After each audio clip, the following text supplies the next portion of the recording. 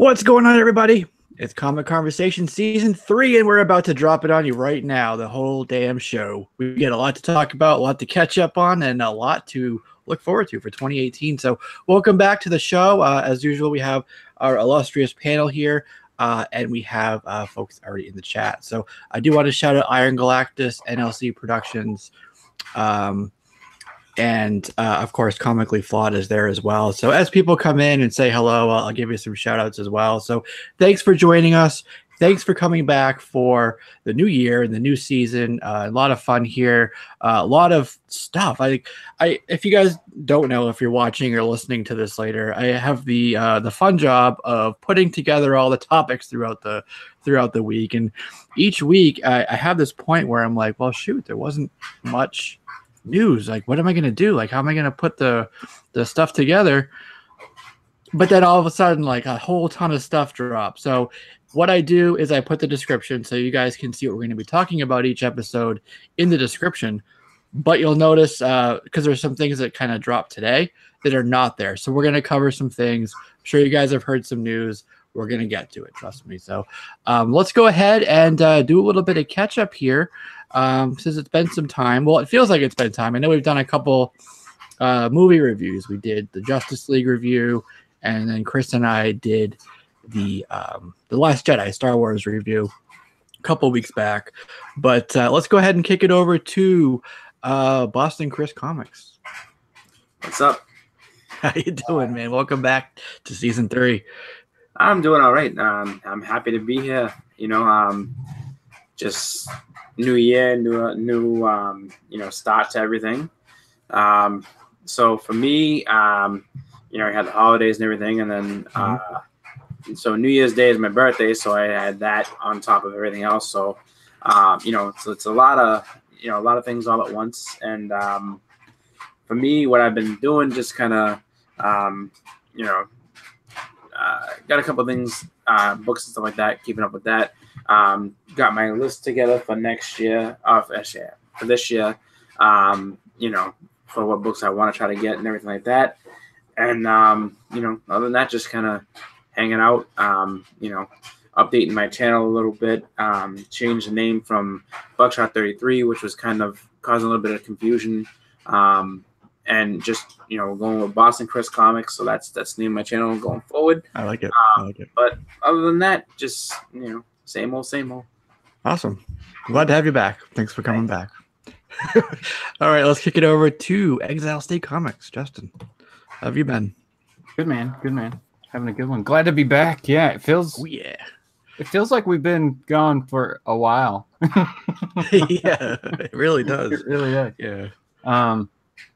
But yeah, just normal collecting since then, really. Tried to pick up a random, few keys toward the end of the year just to finish it off kind of strong. And also kicked off my 500 subscriber contest. So that's going on right now. Awesome. A lot of fun. Some good entries already. Yeah. What's the deadline on that? Yeah. End of the month. I gave it like a full month. Let everybody get some fun videos up for it. Yeah, and to enter, he's got the video up on his channel, Exile State Comics. So head on over there after this, watch that, and then it will be your turn to make your video. So go ahead and give him an entry. Yeah, I'll appreciate it. It's like it's a good fun build the community type video. And That's it's right. Easy to getting to know you type of thing, right? That's right. That's right. We just want to know everything about you. All right, Edwin, how have you been? How's it going? I'm good, guys. Y'all know I've been doing a lot of buying and collecting lately, and it's going to be a lot of selling this year. But other than that, so far so good, and I'm ready to do this. Awesome. Let's get right into it then, since you're ready to do it. A couple new people have joined us: Hood Trooper, Chris Lorenzo, and we also have boop boop boop boop. I saw somebody. Jason Smith just dropped in. Philly Superman, there you are. I knew you'd come find us here on the show. So thanks for joining us. All right, cool. So let's go ahead and we talked a little bit about it, but let's go ahead and jump into kind of what 2017 looked like for you. Like what was some books that you picked up or some titles that really stood out for you in the year that really, that that you liked. So I don't know if there's anything in particular. I was able to get some pretty good X-Men issues. I think I got a few Daredevils that were pretty significant, and one that was kind of a surprise. I didn't expect I was going to be able to get it, but it was number 158.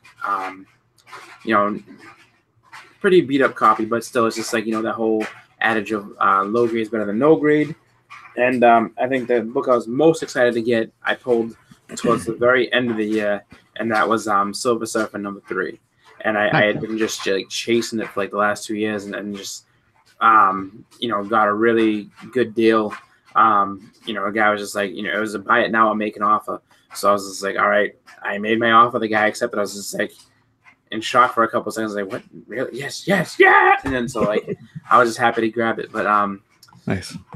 Yeah, like I got first Elektra, I got the 158, which is the first Frank Miller on the title, and then a couple more issues from the Frank Miller run. That basically the 158 through like basically like 200. That's the run I'm concerned with, at least on that one. But pretty good stuff. So and then just focusing still on my G.I. Joe run and Transformers run and all that jazz. So just having some fun.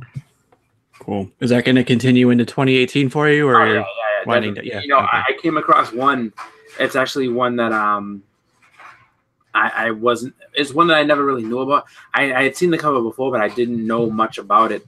And it's an issue that I guess like has pretty low print run, and was I think they printed it. I think it was like 2 years after the book actually ended.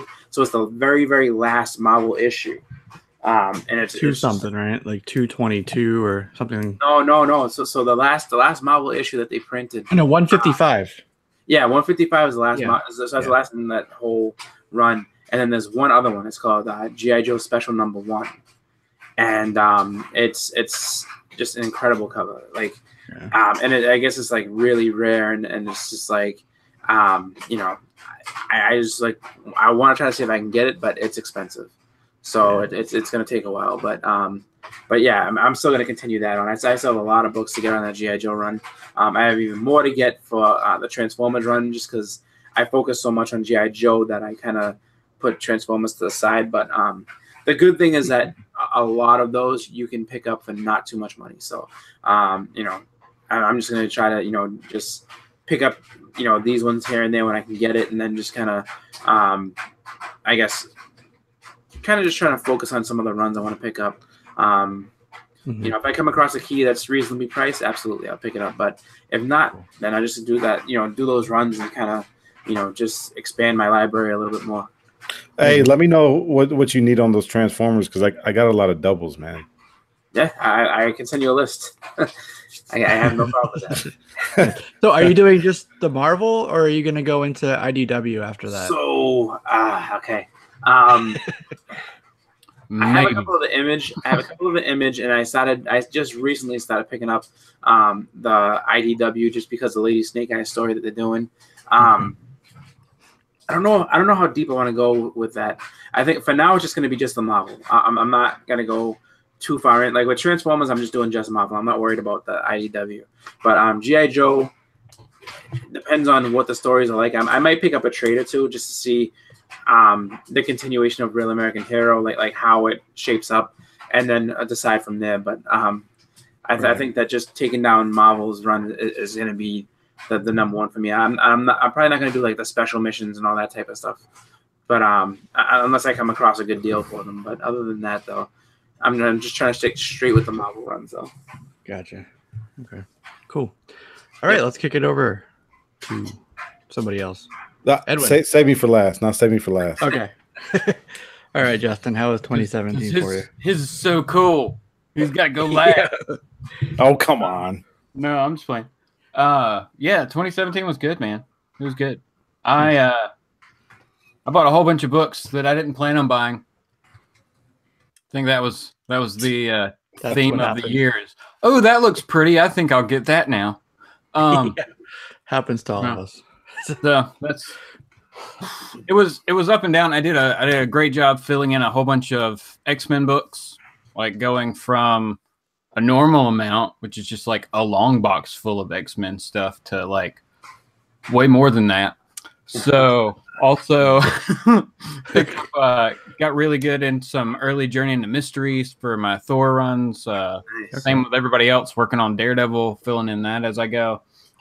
So that's really what I'm going to try to do this year too, is kind of focus in on that a little bit more so than just going random crazy with all kinds of stuff at this point. Like I think this is the year to like focus in and kind of narrow in the collection. You know what I'm saying? Yes. Yep. Do some trimming of the fat. Absolutely. Yep. Move some books around. I was thinking, just kind of tossing the idea around. I've seen a couple other people do it, but I've been thinking about, for some of the titles that I have, dropping the floppies and picking up trades or an omnibus, and maybe only getting the keys from that run and saving the single issue keys. Like some of them I really want to keep, like the single issues of Hosh and things like that. But I think for some of these other stories, getting the collected edition of it might help trim down. And I like the way, like if I'm going to do something like this, having the spine, looking nice would be a good way to do it. That's actually a good idea. Yeah, that's just something I've been tossing around in my head. Yeah, no, that's a great idea. Honestly, I was thinking about doing that for the Marvel Star Wars run, just because some of those are expensive. I mean, and there's a lot. I mean, there's over 100 issues, and it's just like, if you wanted to read all those old Star Wars comics, the omnibuses are a good way to go, especially too with was it Amazing Spider-Man? Like, I mean, that's a run, especially now that, I mean, if you're just starting it out, or if you're just trying to get yourself to a point where you have, you want to get some of the bigger keys in that collection, it's just like omnibus is the way to go, because you're going to spend an arm and a leg trying to pick them up individually. Oh, yeah. Or even like, I mean, you can find trades so cheap some places. You can find trades for $5, $10 that were originally $19 to $30. That's also a great way to grow your collection. I'm doing that with DC books because DC doesn't have like a good online library like a Marvel Unlimited. Comically Flawed and I have talked about this several times. Like, with Marvel, you can, if you just want to read something, you can get on Marvel Unlimited and go back and read pretty much anything that they put out. Right. But DC, you just don't have that option. So you have to buy trades, or singles or omnibuses, things like that. Yeah, that could be your free comic book day pickups. Yes, yeah, exactly. There are always deals going on. Yeah, there's like Barnes and Noble. They always have like buy two get one free. Like that's pretty much like an all the time deal they have going on. So yeah, right. I like going trade hunting now. I'm not ashamed of it. I thought about some omnibuses, but I mean, some of them are a little pricey, but some of them I think would be. There's a few of them that I think would be pretty fun to have, especially like. And I'm not 100. I think they did a Werewolf by Night one. So I mean, I can honestly tell you that I will never be able to own 32. It's just too expensive, and so that would be a good one to get, just because get all the Werewolf by Night stories in one area. Yeah, that would work out nice. Well, don't forget about half price books, because also they have like 25% off, like 4th of July and other days. Any shops like that, Second and Charles, Books A Million, they always have them at discounted prices. So yeah, it's a great way to have your like high grade 9.8, not have to worry about screwing it up. You can you still have a way to read the story, right. So I mean, a good example of that for me is Spider-Verse. I got that trade. I don't ever have to crack any of my Edge of Spider-Verse or Spider-Verse books. Exactly right. Leave them sealed up or slabbed up, and you're good to go. Still enjoy the story. Cool. So I got a few keys. Like I had my 2017 want list, and I pretty much got all the way through pretty much everything that I wanted to. One thing I didn't get was the one I was really wanting. The Gilliam March 1 in 10 variants for the Power Girl run. I think there was just a few issues of it. It went to issue 27, I think. And that's a great cover too, by the way, the Warren Lowe cover at the end with Power Girl. But I wanted one through, or no, Adam Hughes did the first couple, and then Gila March went from 3 to I think 7 for 1 in 10 variants, and they're super hard to find. Really beautiful covers. That's one thing that it's on what I call my master list. I have like this overall want list. Some of the stuff's like back burner stuff. Other stuff is like I'm more actively looking for it. So those are still on that like master list, but they're not on my 2018 list. And if you saw my video, it's just one book I'm going for this year, which is Hulk 181. So I figured this is the year for me to finally get you and me both. Yeah, man. But I did get, and Edwin, I saw you got one. I got a book right there. I don't know if you can see it. Can you see it? No, just what is it? Oh, it's Giant Size X-Men #1. You just got that? No, I got that a few months back, probably in the summer. Oh, okay, nice. What grade is that? I'd say it's a good like 6.5, 7. Oh, it's not slabbed? No, it's raw. It's okay. In a top loader. Gotcha. Yeah. But yeah, that was like my biggest pick of the year or whatever. But yeah, I don't know. How about movies? I mean, I think my favorite movie this year was it's tough. Logan. I'm going to go with Logan as my favorite. Yeah, I thought Logan was good. Yeah, it was pretty good. Yeah. I think Logan was between that and Wonder Woman. I was tossing in my head like which one did I like better, but yeah. No, I think Logan was the better movie. I think that my number 2 or my second was Guardians of the Galaxy 2. I like that movie a lot. Yeah, that's pretty good. Yeah. It was a pretty wild year in terms of the movies. We talked about it like ad nauseum, basically, like all these franchises and these movies that by any other calculation should have done well, but they just didn't. Mm-hmm. And the only movies that really did something halfway decent were the superhero movies, and Star Wars, of course, at the end. But right.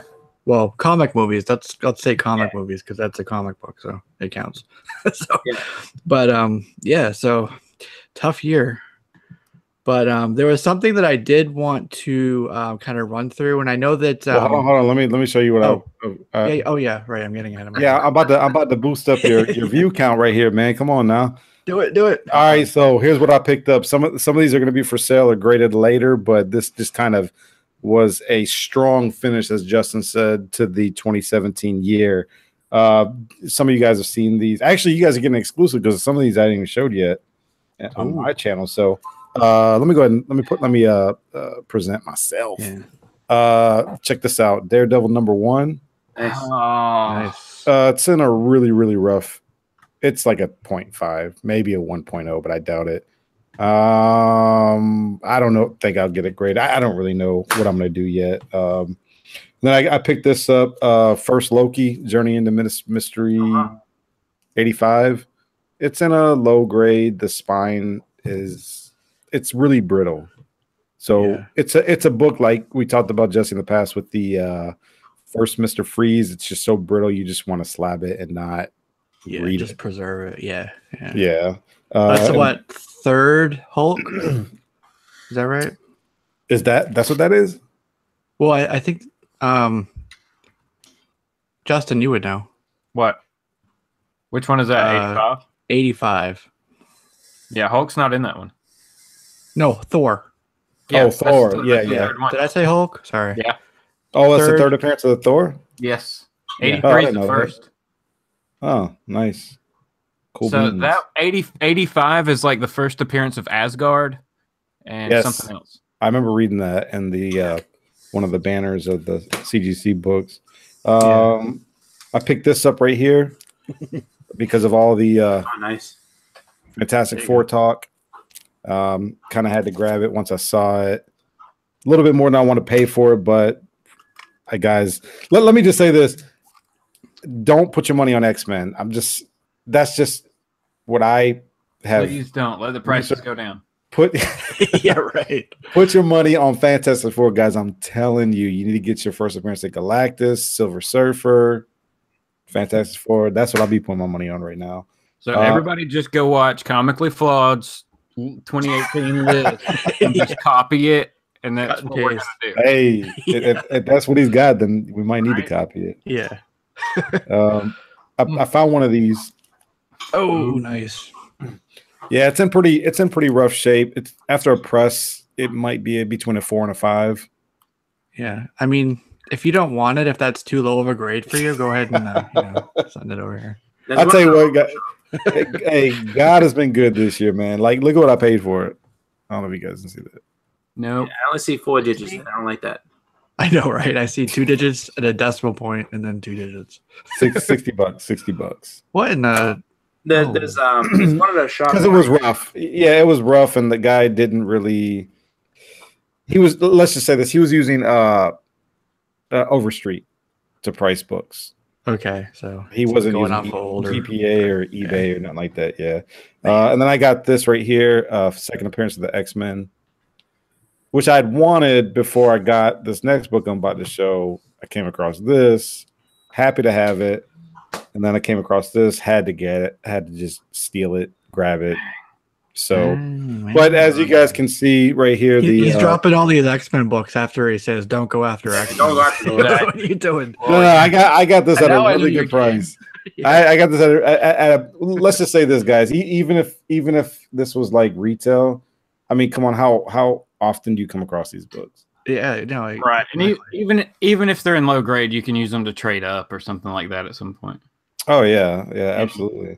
But I was really happy to get it, even though Just to have those in your hands is awesome. Yeah, for sure. Even if it's a rag, absolutely. Yeah. It's just cool to have it in the collection, you know? Mm-hmm. So I'm really happy to have this, but this is kind of an oddball item. This is the last thing I'll show, but a lot of people who watch my channel know I'm a huge Ninja Turtle fan.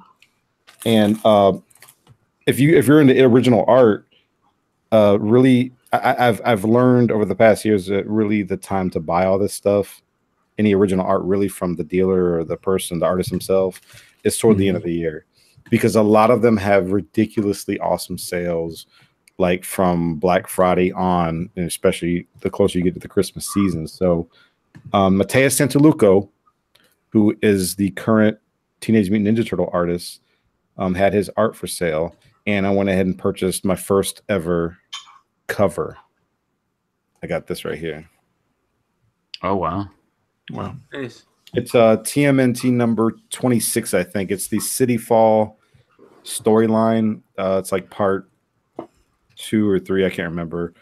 But it's my first cover, and it's just absolutely gorgeous. Mikey's always been my favorite, and then coincidentally, Donatello's has been my second favorite. And plus, it's actually a really, really good storyline. So I was really happy to get this. So that's I won't make it all about me, but guys, I'm just on total nerdgasm right now. So it's like, oh, it's amazing. I'm just having just a awesome time. Still cheesing about it. So yeah, good year. Yeah, you have it right here. That's some great stuff there. How do I stop presenting? Somebody's calling you. I hear someone. Yeah, I'm presenting to everybody for you. There you go. Okay. Gotcha. Yeah. So, all right, cool. So we got some more people in the house. We got J Rod Ham 78 Rag 718 is with us as well.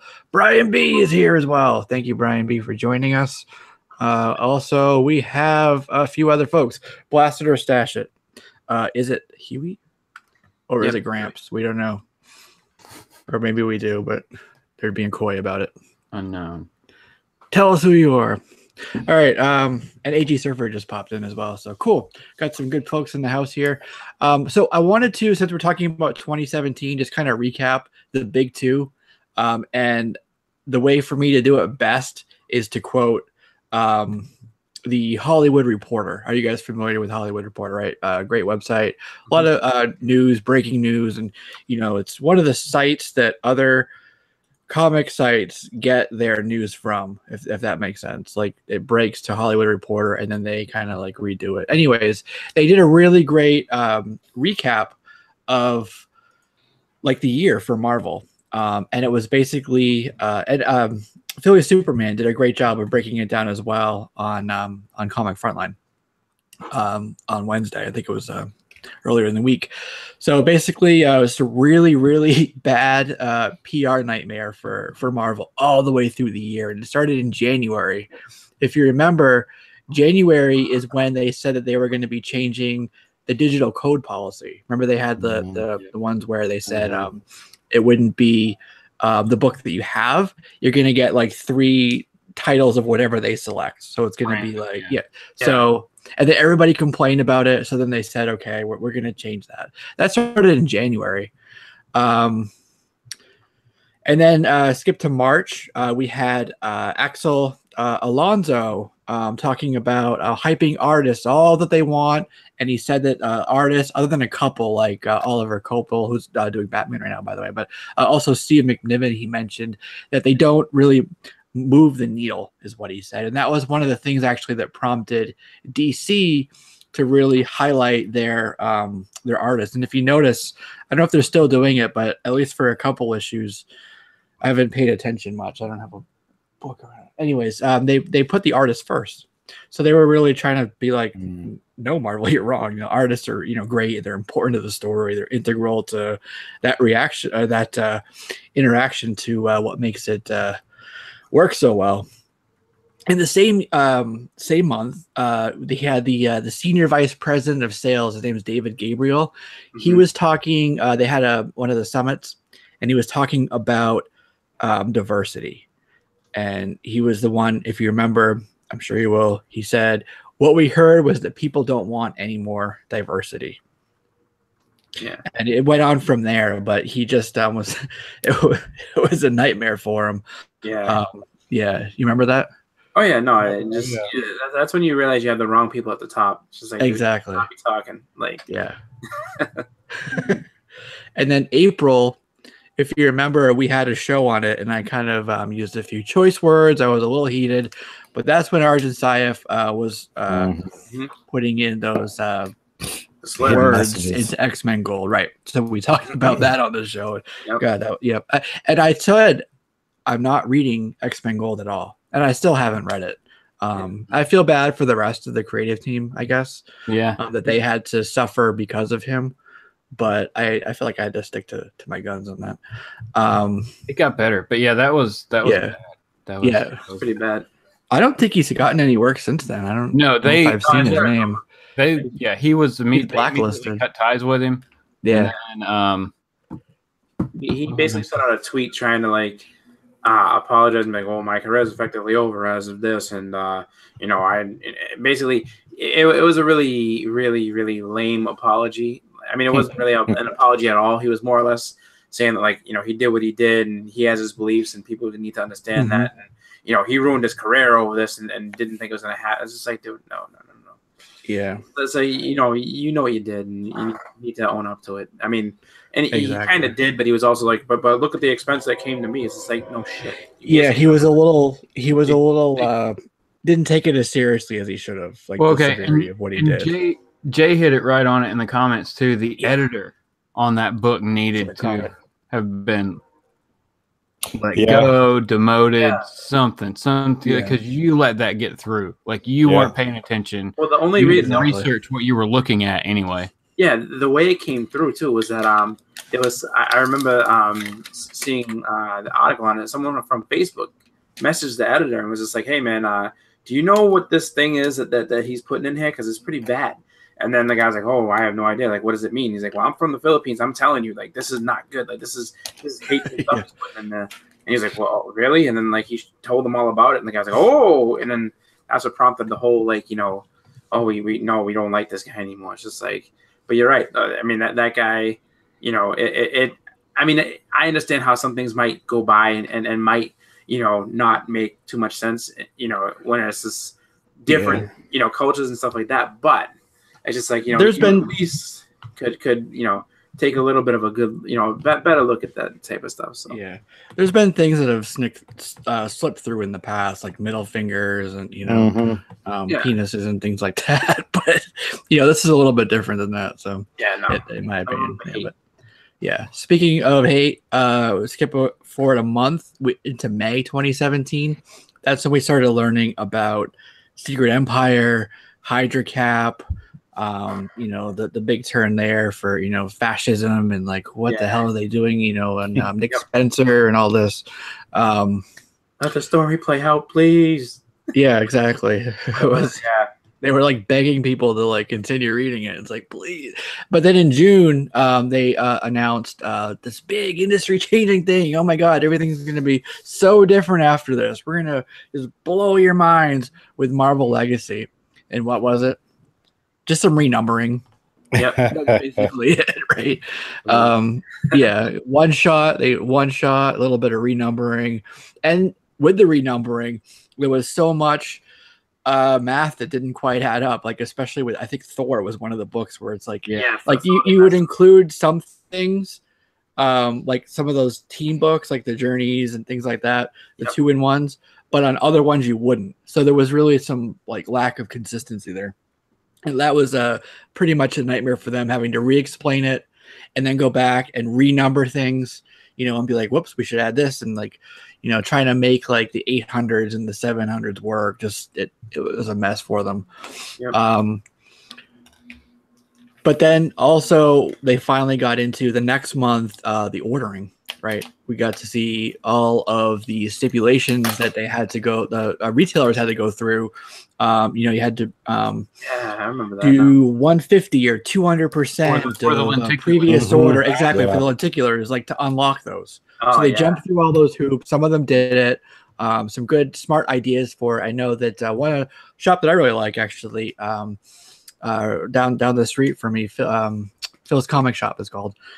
They would pair the cover A with the lenticular, so it's a good way to kind of recoup some of that cost there. You know what I mean? So we had that, and then in September, see, we're going right through the months here. It's like they actually spoiled their own event. You know, they had a press release where they said what was going to happen. And everyone's like, why would you do that? Why would you spoil your own damn story? I guess they were just trying to get people's minds calmed down from the whole fascism Hydra Cap thing. So that was it. Quite the mess. And then October, jump into October. That's when they basically started getting into lenticular covers that they had to jump through hoops for, the retailers I'm talking about. And half of them were horrible. They didn't work. You'd move it and it just would, it sucked. It would, images so like, exactly. We jump through all these hoops. We go to all these other books, you know, you do this whole campaign and you can't even get this shit together. That same month, there was, that was a convention they were at. They had, New York Comic-Con. They were talking with some of the retailers, and there was basically like a riot in the hall where the meeting was. And exactly. They had to shut it down. And then when they shut it down, they went out in the hallway and they were like accosting the people that had given the messages to them about all this stuff. They're like, what the hell are you doing, Marvel? What are you? So that was October.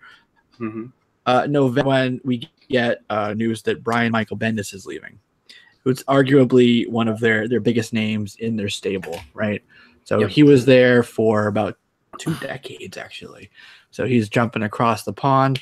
Also, November, goodbye, Alonzo. He leaves. And we get CB Cebulski. Now, CB Cebulski, he might do some stuff. He's shaking up things now, you know, dropping some titles that aren't selling, you know, bringing in some decent people.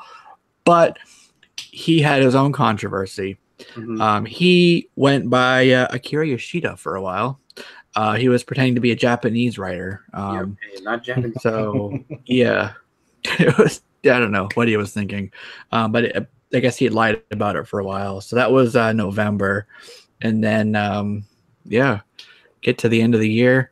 And it's like, what are you doing? We get, that's when we get, because of Cebulski, you know, we're getting all the announcements about the cancellations, like Gwenpool, America's being canceled, She-Hulk, Iceman, Jean Grey. Some of them, like, they're just making way for other titles, like Jean Grey, you know, X-Men Red is coming out, so, you know, you can't, so that makes sense. But other ones, Gen X, I think, is being canceled. Luke Cage, some other stuff. So that was quite a mess of a year for 2017. And at the end of the show, we'll talk about what maybe we'll expect for 2018. But the other thing that I wanted to mention to you guys is some sales. You guys all know Comicron, great website for estimates of retail unit sales and rankings month over month. It's not accurate in terms of print runs. They're estimates, and they're based on sales to the store, not necessarily what left the shelf. So just that clarification there. But the number one book, now, mind you, this is January through November. Marvel Legacy #1 was the top book for the year. January through November. January the through highest selling book of all last year is what you're saying. Yeah, exactly. We don't have December sales yet. Yeah, we don't have December sales yet for their site, so that's why I wouldn't have guessed that.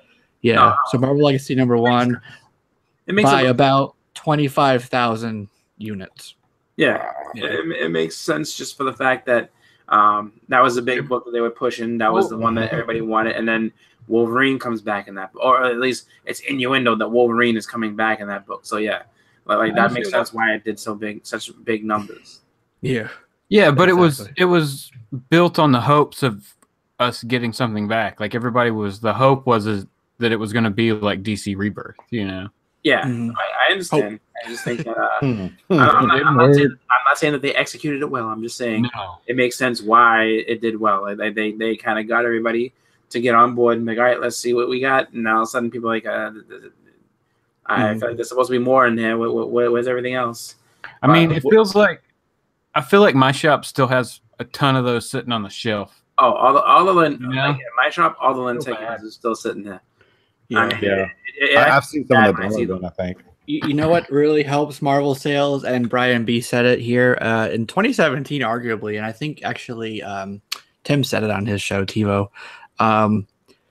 Store exclusives. They really took off in 2017. I mean, for a while, they've been around for a while, but it was like, one issue, and it was like, $6.99 book or $9.99. Now it's went up to the 2. You get the regular exclusive, and then you get the black and white, and then they had the color fade, and then they had the virgin, and then they, you know what I mean? So now there's like J. Scott Campbell has like a set of, I don't know what it is, like 6 or 7 or 8 books just for the one issue for Phoenix. It's crazy. So that's what they've come to. But all those numbers play into the unit sales for this. So like Marvel is crazy with letting retailers do their own cover, and that boosts their numbers up tremendously. But Mike, also to add to that though, is this year is when I first started seeing Walmart have comic books again. Yes, so that's a good point. Rebirth books. So true. Like Marvel was kind of whatever, but the DC packs were like solid, like newish Rebirth books. So I wonder if that influenced any of the Rebirth numbers or what. Yeah, I'm sure. Yeah, definitely. Because if you think of how many Walmarts there are, they have because they were like the grab bags, right? It was like just one little box by the sports cars. Like they would never have like a whole large inventory or anything. But but it was like it would be like several packs, but it'd be like 3 books for $5, and you'd get like a new 50 or not a new 52. You get a Rebirth #1, maybe something from the new 52, and who knows what else. Yeah. Well, I don't think too many people are buying them now, but when they started, people were getting Batman #1s. You still find them. But they were so that's the thing. They were basically multiple Batman #1s because they had ads for Batman vs Superman on the back of them, and there was no or anything like that. That's what made people go and get them initially, because new 52 Batman, one, hell yeah, let me get that. And then it's just like you open it up and you're like, this thing is like promotional. It's not it worked for that Spider-Man 300, the chromium covers. Yeah. Well, yeah, but that actually has a barcode and everything. Like that's the thing. Like that one, you can that actually has everything that you need for it to actually be a comic. Like this one just is like, I mean, literally it's like but think about this, Chris. All right, so those Walmart ones. Yep. Think about if you could find one and get it slabbed and it being 9.8, you would probably have the only one because all of them are beat to hell. Maybe. Yeah, that's true. It'd be like an epic quest. He's gonna go buy all of them. No, I mean, I'm just, you want to know a really tough book to find a 9.8 in? Damn near impossible. X Force Action- number one. Nope, X Force number one. Ah. From the- From back in the day. Yeah. It I came have, like, 3 of bagged. them A lot of bagged. them have that little crease on the back. People beat them to hell because for the longest time nobody cared about them. You know what I mean? So you can get like 8s, 9s. You know, if you look at the census for DGC, I don't think there's any. Well, maybe like 1 or 2 9/8s, but other than that, like, yeah, that's a tough book. Can I tell you, Tanya, can I tell you a quick story? I was just talking to my LCS owner yesterday, and he was like, actually, Chris, I was telling him what Chris had said about thumbing through Walking Dead's number ones when they came out and not buying any. And I told that to my shop owner, and he's like, yo, yeah, I know. He's like, there's a huge franchise comic shop here in Houston, and he was like, and these people are kind of scandalous. He was like, people at the shop were purposely ripping Walking Dead ones in half so they could send them back and get their money back because people weren't buying them. Wow. Yeah. Well, I mean, that's the thing. Like, I mean, I know me. I was a comic snob, and I was like, I don't like black and white comics. And then, like, you know, it's just like, it's just so stupid because it's just like, you know, had I taken a chance to like read through it and not just look at it like black and white back, you know, I mean, because I like the cover. Like when I first saw the cover, I was like, this looks pretty good. And then I just remember just walking right by it. I was like, nope, I'm good. So I mean, it makes me feel a little bit better that people are actually damaging them. It's just like, so how many thousands of dollars did you go through ripping those stupid books? Yeah, exactly. That's so funny. All right, so Marvel Legacy number 1 was the number 1 book. What do you guys think the number 2 book was for the year? Dark Knight's Metal. Yes, you're right. Dark Knight's Metal. Yep. Good job. That was a guess. Yeah, Doomsday Clock came in number 3. Oh. Then Peter Parker. This is one that is a good example of store exclusives boosting the sales. But yeah, Spectacular Spider-Man number 1. Well, that's got to be it because comic shops usually don't sell as many books toward the end of the year, so I couldn't see what else from November to December could be big. Yeah. And then after that, we got the Button. So you had Batman and the Flash 21 and 22. That was huge, right? Yeah, that was those DC does lenticular covers, in my opinion, really well. Yeah. They even got to stop. That's why. Yeah. Yeah. And then we had Metal number 2. Okay. Okay. And then the last book was Secret Empire 0. So, yeah. So basically, 1 book with a ton of store exclusives, 2 events, and then all the rest was DC for the top 10 for the year. Seemed DC heavy there. Yeah, exactly. So they basically picked up slumping sales for the year. So we'll see. You know, now they've promised that they're not doing any sort of company-wide, you know, events for a while. They'll do like contained crossover type, but not like a whole, like, you know, everything's tied into this. All of the stories have to stop and focus on this type of thing. So we'll see. But yeah, exactly. So wait and see. So they Honestly, say. like, We've had enough promises at this point. As much as they want to say that, I have to think that like they're not going to be able to resist. They're going to be like, no, we need to do something because there's a preview that I keep seeing. It's like talking about like Infinity. It's like I guess it's going to be a big Adam Warlock crossover story, or Adam Warlock story at least. So if it's a limited series, I'm not 100% sure. Yeah. But is it a limited series or is it going to be like crossover? No, it'll be limited. Like Guardians is going to take a break right now. Like 150 was the last Guardians issue. Yep. And Adam Warlock showed up at the end of that. So then that's going to roll, and then we'll get Guardians back. So no, they're not going to give Adam Warlock an ongoing. No, but I just figured, I was like, you know, we'll see what happens with that. Just because, you know, I get the feeling that Marvel's itching at some point to just go, no, we got to throw everybody into a book. It's gonna happen. We have to have this big event. So, I mean, do they make it to the end of the year? I don't think so. I mean, I don't know. That could be what. There's gonna be something. That could be what No Surrender is right now. If you saw that massive poster Edwin got, it's everybody who's not a mutant or Fantastic Four. That's right. Yeah. Everybody's been an Avenger. Yup.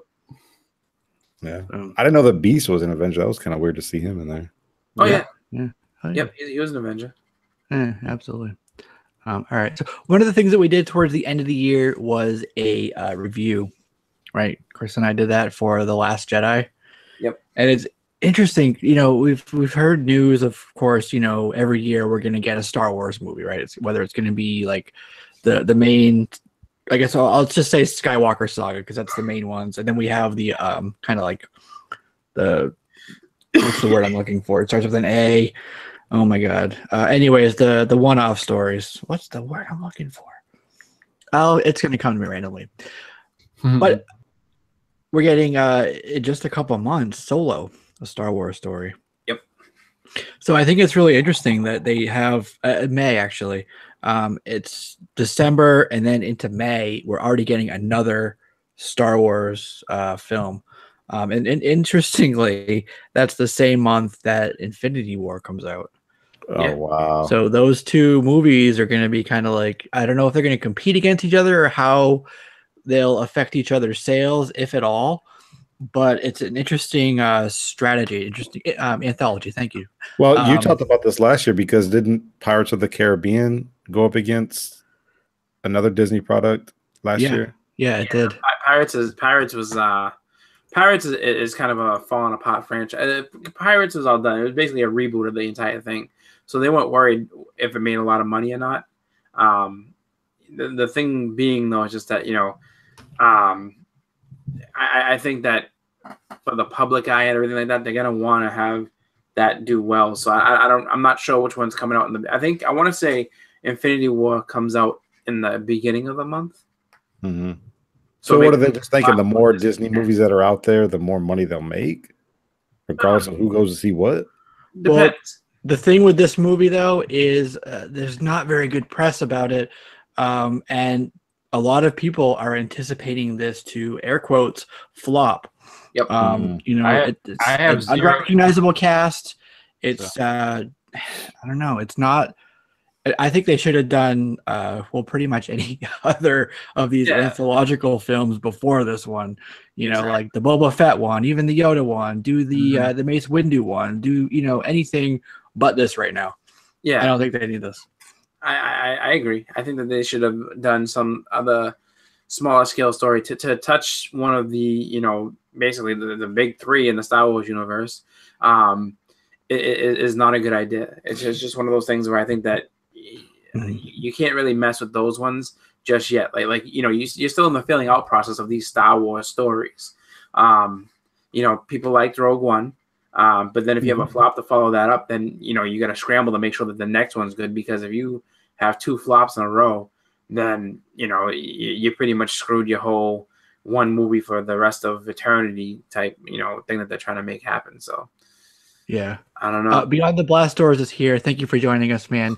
Expert in all things Star Wars. A really good show over there, so check them out when you get a chance, if you haven't done so already. But he said that they should move Solo to December, and I really agree with that. I think that's a good spot for these movies. Good, holiday popcorn flick type of thing. Yeah. They do really well there. They do great in December, and why mess up that formula there? Well, what's coming out in December of this year? It's not Avatar. December. Is it November? December. It's the end of the year, but Aquaman. So. Oh my gosh. That's the only DC movie coming out in 2018. I don't know. Blow that away. Aquaman or Han Solo. I don't know. I don't know, but I just think that even if they push it back to like October or something like that would be better. Just because they're gonna cannibalize the product there. Where it's just like people are gonna want. I mean, people have been. If you look at it, the anticipation is way higher for Avengers than it's gonna be for the Solo story. So it's just like just save the Solo story for a couple months down the road. Mm-hmm. Yep, give them some time to breathe. And speaking of time to breathe, I think that's why we haven't seen much of a marketing campaign ramp up for it, because they're letting The Last Jedi have some time to breathe, right? Yeah. Let the press talk about it, let people go see it, let that make its money. And then once it does, then they can start ramping up that film and get people talking about that. but that's gonna also go up against Infinity War, and trailers and stuff, media space. So Jackie O says Aquaman's gonna be dumb. We'll have to see. I don't know. As long as he's not surfing on a couple goldfish, No, They'd be giant goldfish. giant vampiric goldfish. Whatever, man. He needs a giant seahorse named Trigger. Right? That's right. Yeah, I don't know. If Mira's in it, then okay, I'll go check it out. Exactly. It was Amber Heard, right? I'll go check out Amber Heard in the Mira film. So we'll have to see on that, but unfortunately, a lot of people are talking about it bombing, and that's just not a good way to start a marketing campaign or get people, the ball rolling on it. So we'll have to see. We talked about in the past the way bad press affects a movie, and it's typically, and it was John Campea who said it. One of his friends told him, but I heard it from him. About 10% of the gross either way. So if it's really great, it'll make about 10% over what it would have. If the press is horrible, like we've seen in a couple movies really recently, it'll Justice League was a perfect example. It'll drop at about 10% from where it should have been. So it's the bad press we're talking about. It's not going to kill the movie. That's not going to be why it bombs. But it will affect it one way or the other for sure. So there you go. All right. So the other thing, let's jump into the next thing here because we got a lot to talk about. So actually, let me mention this. I said at the beginning that I didn't put some of the things in the description for the show. So I got to find a way to kind of work some of this stuff in. So I'm going to go with the example that Chris gave for, I think it was Chris, for, what was it? Pirates, right? The director for that is Gore Verbinski. He, after Rupert Wyatt left, after Doug Liman left because he didn't really like the script back in 2016, it took a full year for them to find a new director for Gambit. Right, it was unscheduled for all that time. It was in fall of last year when we finally heard that Gore Verbinski, who did Pirates and some other stuff, he's pretty good, but I think it was October that he came in. So he was supposed to, take on the movie. It was supposed to start shooting in early 2018, which is where we are now. But we found out, I think it was today actually, that he is leaving. Yep. They say it's amicable, and it's just a matter of scheduling, which is the same reason Rupert Wyatt left all the way back in 2015. So who knows what's going to happen with this movie, especially now that Disney's bought, Fox. Are they going to continue with it? Apparently Channing Tatum's still attached. He's been attached all along. Who knows how long that contract lasts, though. But another shakeup yet again with Gambit. At this pace, he'll be about 50 by the time they actually make the movie. Yeah, exactly. They'll have an old man Gambit. Right? Yeah. I mean, what I was saying, what I had said a little earlier today was just that they need to really, at this point, I mean, this is your third director that's walking away. Just let Marvel go ahead. Just wait for the X-Men to reboot and then let Marvel do whatever they're going to do with Gambit. Whether they introduce him in a Marvel movie, in a X-Men movie, or if they want to make a standalone with them, whatever they want to do. But just, you're really just spinning wheels and wasting time. And it's just like, there's really no resolution. Like, it just seems like nobody, either people don't understand the project or they just don't want to do it. It's just, I mean, scheduling, let's put it this way. If it was really going to be that good of a movie, scheduling wouldn't be a problem. People would just be like, you know what? I'll make time for this. And it just seems like nobody wants to make time for it. That's a good point. You might be implying that some people just don't, maybe they didn't believe in it or something. Yeah. Because the way I'm thinking about it is like, who here was really excited about a Gambit movie anyways? I mean, he was kind of popular in the 90s and stuff, but like, if you ask the question, can he really hold his own movie? Yeah, I mean, even Wolverine failed a couple times. I like the guy who did what was his name? Taylor Kitsch. He like that movie. Say what you want about Origins movie, right? I agree. I liked his portrayal of Gambit in that movie. Yeah. It wasn't Yeah, great, yeah. you know, it wasn't amazing, but you know, it was a pretty good depiction of what's his face, Gambit, Mhm. in my opinion. And I think he would be a better choice than this current guy, Channing Tatum. So there you go. All right, so we get some Legos on the screen, as you can see. So as we Been playing as with we toys. all know, Hela destroyed Thor's hammer, right? Yep. So there's been some speculation about what's going to happen. What's going on there? You know, is he going to get a new hammer? Is he going to get something? I don't know, a Beta Ray Bills thing, or what's going on? So there was some concept art about a year ago, actually, that kind of alluded to the fact or to what he might have. And then very recently, we got this. It's Infinity War, or part of the Infinity War Lego set. You can see the characters here, obviously Thor. And what you see next to him is a little battle axe named Jarnbjorn, the Wrecker of Worlds. It's a battle forged battle axe. Very badass, very cool piece of weaponry, piece of armament. But this is what they say Thor will be wielding next time we see him. Is this really cool battle axe that it can actually pierce and cut into the armor of Celestials.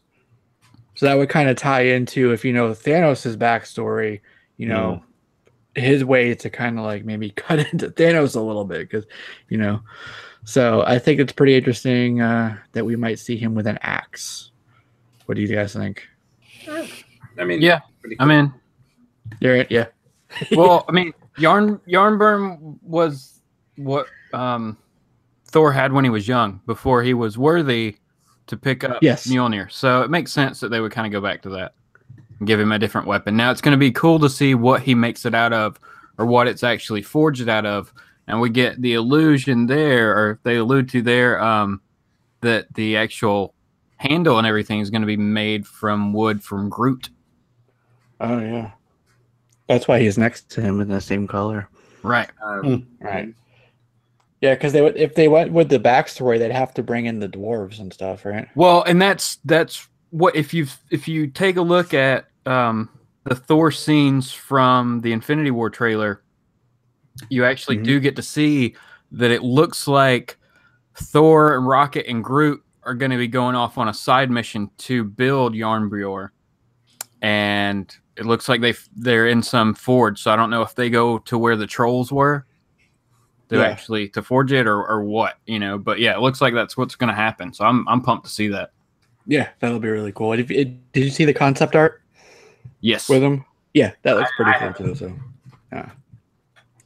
I do not have that handy, but if you're watching this, feel free to look it up while you're listening. So, all right, cool. Let me unstop this. There we go. All right, cool. So yeah, so that was that. Definitely a cool little piece of weaponry there. So we'll move on to the next thing, which is Venom. Apparently it's gonna maybe have an R rating. If it had anything else, I'd be like, do I really want to see it? So I hope it does. But there's some talk from the producer that's the direction they're moving in. So that's a good thing. I thought that was a word on the streets from the beginning anyways. I mean, we've always said that it kind of has to be for it to be, you know, good. Yeah, because it's never been official. Yeah. Yeah, because they didn't announce that until after Logan, right? Right. Exactly. Yeah. So. All right. So there's that. And then one thing that I am getting more and more. Wait. That would have been an awkward way to put it. Less and less excited about is the Spawn movie.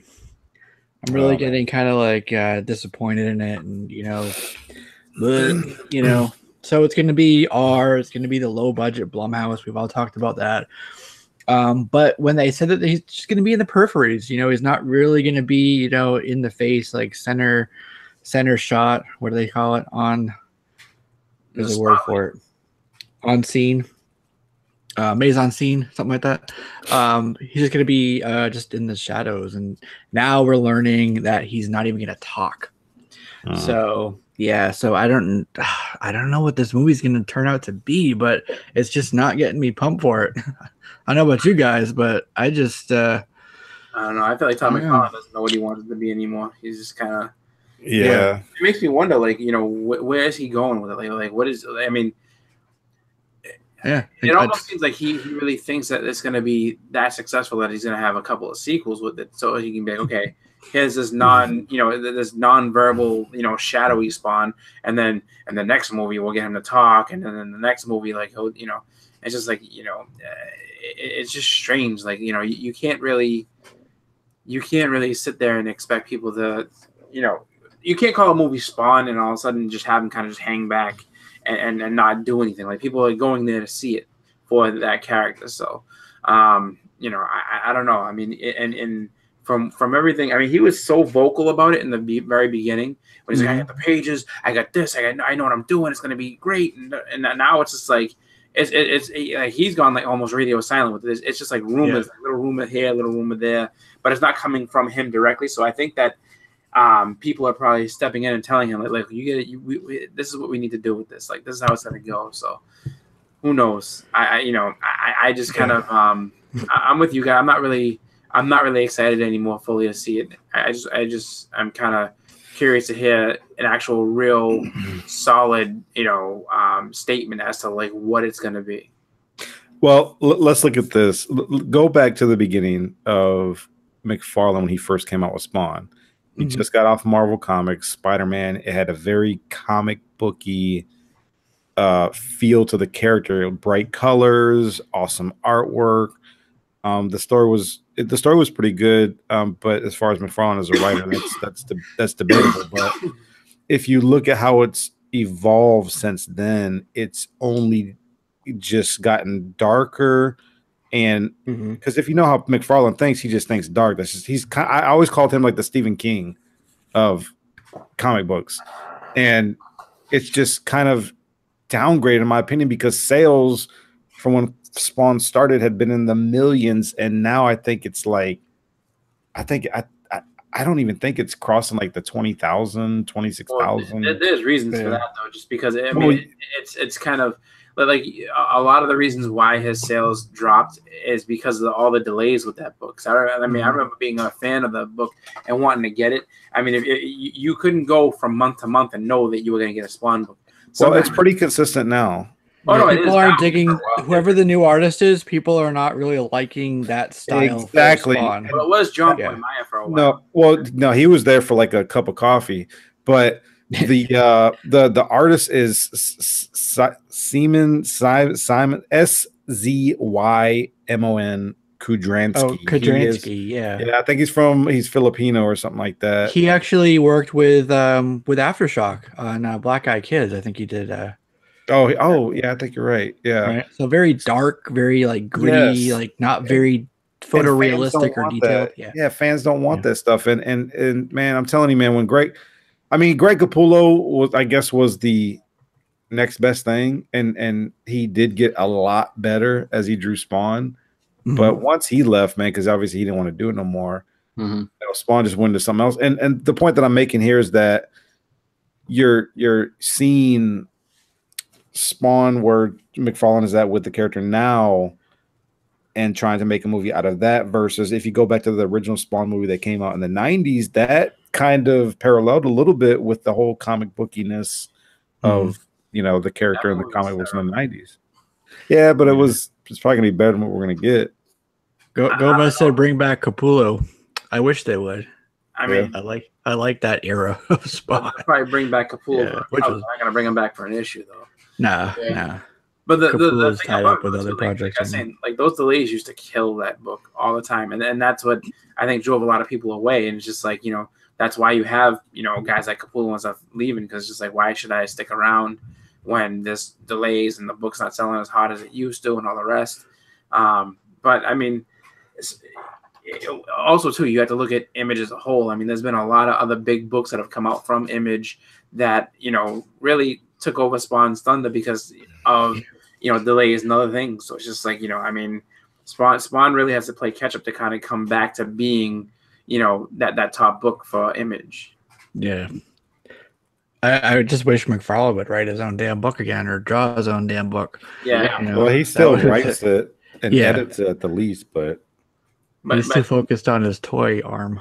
yeah, well, he's all over the doesn't place. happen. Is what it is. He's keeping his book going so he can keep selling McFarlane toys. That's ultimately like what this is all about. Let's He face it. definitely got too preoccupied with other projects because I mean you could tell that like you know he would just do a cover or something like that and then but he wouldn't do anything else and it was just like you know I guess for his perspective he made enough money doing you know that part of things and Spawn's just a residual check so it's just like I will do as little as I have to and then let me go and branch out and do this stuff too.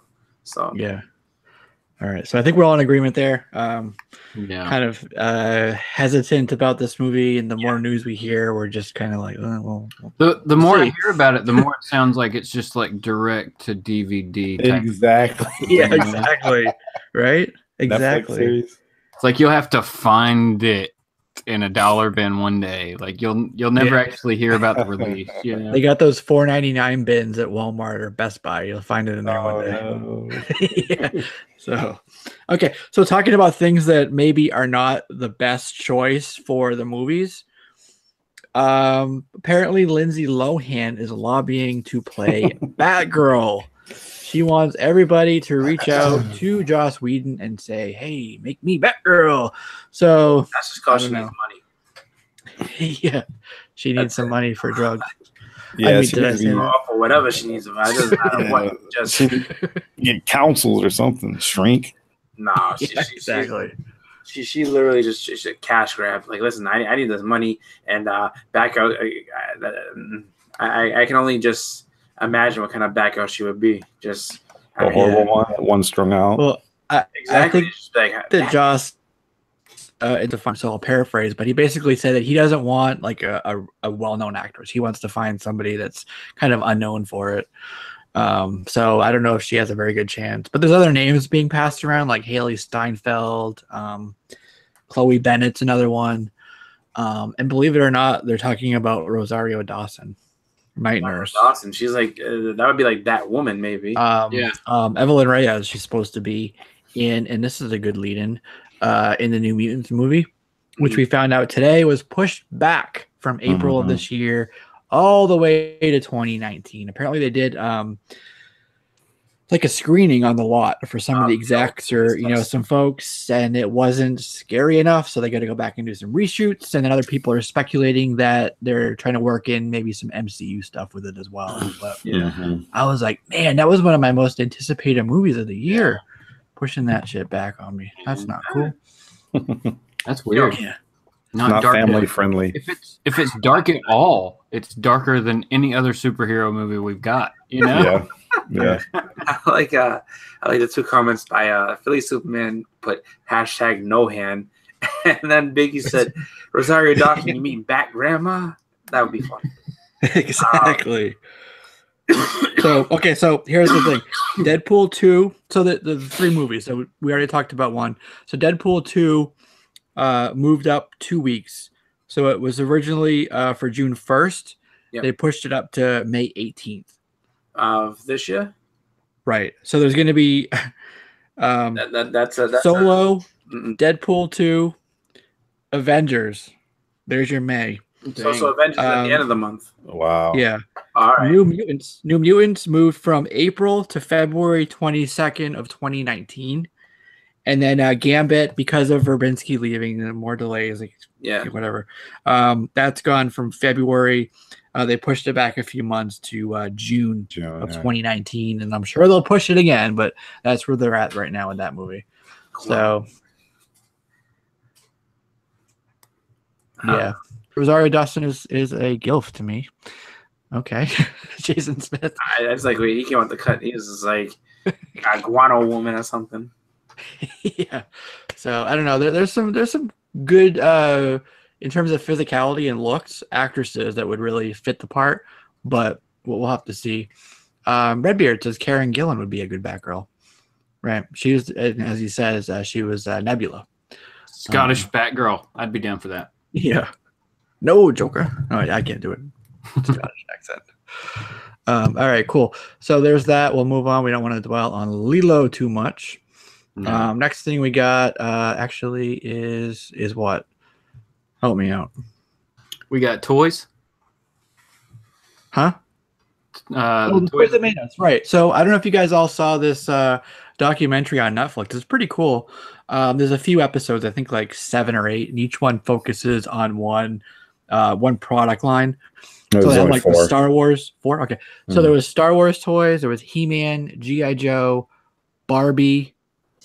Oh, that's 4, right? Oh, on that the Netflix show, yeah. I didn't watch the Barbie one, but I watched the others. Was it He-Man? Yeah, it was. Yeah. I had to check that out. I thought, yeah, it was really good. I recommend it. And actually, Kat from one of the other YouTube channels that I really like to watch, and I'm stalling myself while I think my head is all over the place today. I don't know what's going on with me. No, that's Kat, but not the one I'm thinking of. I am thinking of Comic Trips. Thank you. Comic Trips. So she's right in one of the intros actually for Star Wars. So if you watch it, look for that little clip there. But I was thinking, cool, the history, how they did sales, how they kind of fell off, all this stuff. It's pretty cool. But what toy line or that you loved, other than those that I mentioned, those 4, would you like to see on a show like that? A documentary about. I'll let Chris say it. Well, I mean, for me, Transformers. Yes. Of course, Transformers. Yeah. But I mean, one that I'm actually surprised. What about the GoBots? Oh God, no! No one wants to see those rusty ass pieces of shit. Fucking GoBots. I hated the GoBots. GoBots were the type of GoBots were the toys that your parents just like thought they find you something cool, and it's just like, oh well, like $10 cheaper. I mean, mother, and you sit there and get it home like, what is this? Yeah, and they got it. Yeah. Chinese flea market. GoBot. I know what a GoBot looks like. Right. Beat ass. So yeah, that would be cool. I'm trying to think. Thundercats. Yeah, that's a good one. Thundercats. Now, do Legos count as a toy? Because Legos would actually be. I mean, I know it's kind of a building toy, but I mean, Legos would be like endless. Well, I'm just saying. Thinking. So I mean, many. if you look at their own episode, though, that would be a good one. But yeah, Thundercats would be a great one. And then, I think, what was it on? Like Ghostbusters toys actually in the 80s. Yeah, that'd be good. Surprised they're on Netflix Star Wars toys as well. Star Wars toys would, I think, be a pretty good episode. But then, I mean, you get into a lot of other ones too. I mean, just if you did just superhero toys. Well, dude, what about the Marvel X-Men? Oh, Ninja Turtles. What am I even saying? Yeah, Ninja Turtles. Yeah, all that stuff. So they're like blanking. But yeah, no, like the Secret Wars toys, the Super Friends toys. I mean, it's just like, I mean, you that's a good documentary. I think and especially if they're gonna make it like multiple seasons. I mean, you just then just be Big E's just said 8 episodes total. Each season is 4 episodes. So he says that Legos and Transformers will be part of season 2. So that's cool. Oh, cool. Yeah. GoBots are terrible. I don't care what anyone says. Psych kill. Psych. Were there Captain Planet toys? I think so. Yeah, I think there was the Planeteers. There was what's the name? The Planeteers, the plane, Captain Planet, and then I think it was like Duke Nukem and the Rat Guy. Okay. Those are like the bad guys. Yeah. And then you could do a part 2 of each one. I mean, you could do this. It could be almost like the comic book men of toys, in a way. Yeah, exactly. Maybe people come in and try to hawk off their toys and stuff like that. I don't know. You could do a lot with it. Yeah. Big E said also Hot Wheels will be a part of it. I had a ton of Hot Wheels growing up. Hot Wheels. Yeah. I still have a whole bunch of Hot Wheels. Hot Wheels are tough just because you got. I mean, all the. You get the track. I guess you could do that because you get the tracks and all that type of stuff. What about those? Remote control race car sets and stuff. Remember those? Yep. Like those are fun. No, I mean, you could do a lot of different stuff, but there's a lot out there. What do you remember? Wheeled Warriors with the monster mines? There were like trucks that were like plants. Vaguely. That. Yeah, I like that show. Bionic 6. Yes. What were those? The Centurion? No, was it Centurions? Centurions, right? Yeah. There we go. Centurion and Mask. Massive, yeah. Massive which they made a comic of recently. So I don't know who has the licensing for that, but yeah. Oh yeah, I mean, Absolutely. there's a ton of different stuff. I mean, Yeah. and it's just and unfortunately, it's just like we're not even naming like the girl toys that came out, because I mean, if you're gonna like that, there's so many stuff that came out for girls that Brats. what is it? Oh. Like Micronauts.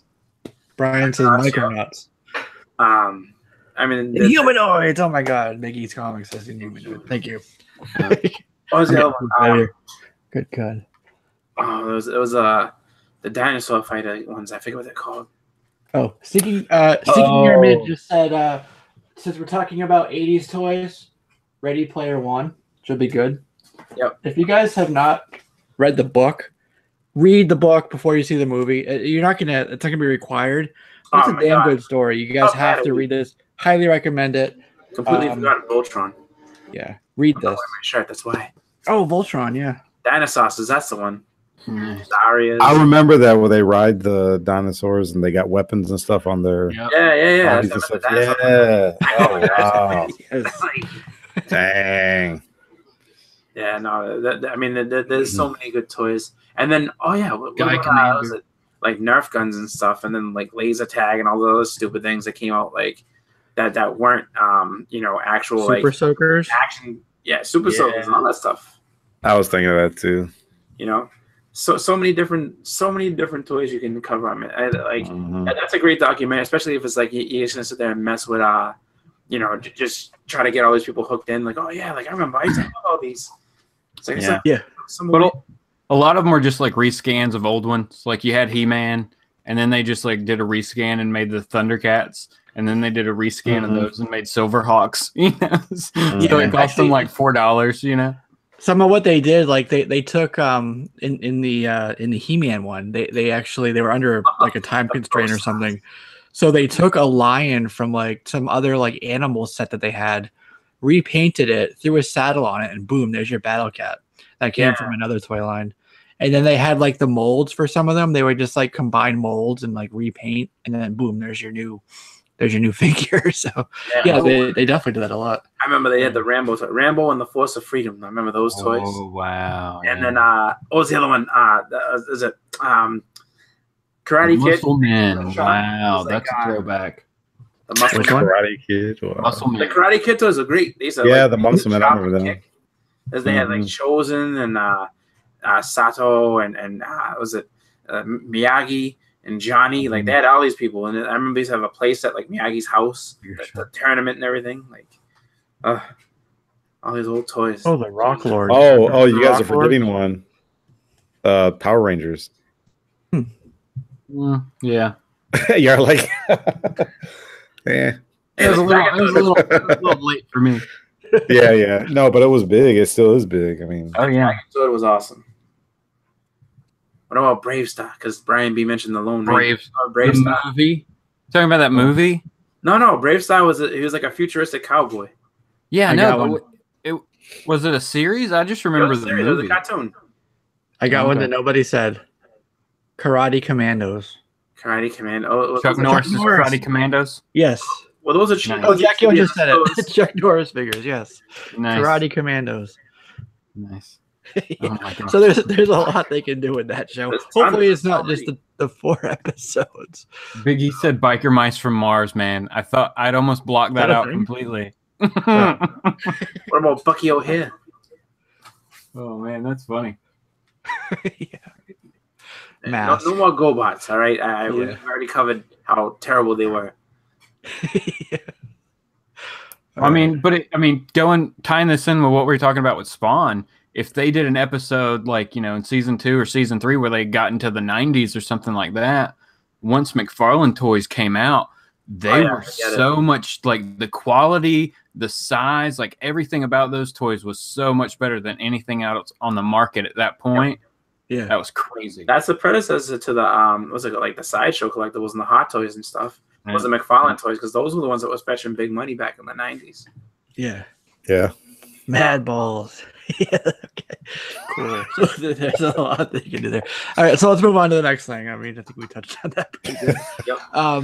So Alterna Comics, really great publisher. A lot of good stuff out, like horror stuff too. Like The Chair is a really good one. Anyways, yeah. Anyway, I'll just leave that alone.